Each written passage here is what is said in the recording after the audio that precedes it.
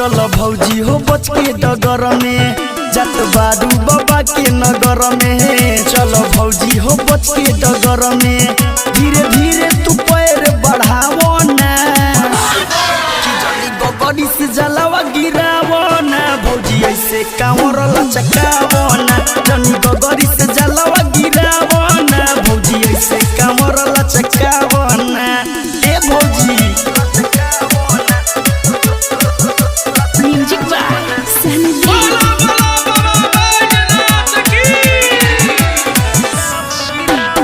रहना हरबर में हो जाई बरबर करना बेसी तमाशा हो।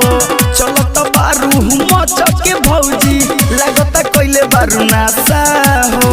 अरे भौजी कहीं गाजा ले बर का हो। रहना हरबर में हो जाई बरबर करना बेसी तमाशा हो।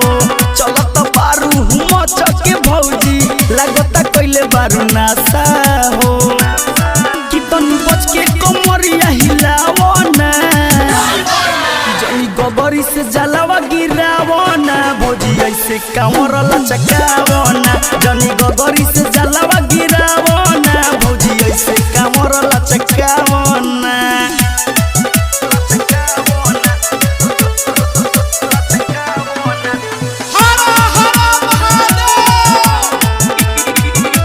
हे भौजी बाबा के भक्ति में भइलू बौरिया कैसे करी तोहे माना हो। नचता रू तू झूम के बाजता संजय धड़कन के गाना हो।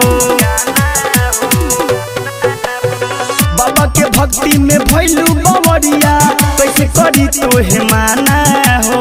नचता रू तू झूम के बाजता सूरज सूर्या के गाना हो। अमित हरिओम के संगे नचावो ना कि जनी गगरी से जलावा गिरावो ना भौजी ऐसे कांवर लचकावो ना जनी गगरी से जलावा गिरावो ना भौजी ऐसे कांवर लचकावो ना। अरे भौजी तनी बच के चला हो। Recording by Ambe recording studio दोस्तियां बाजार।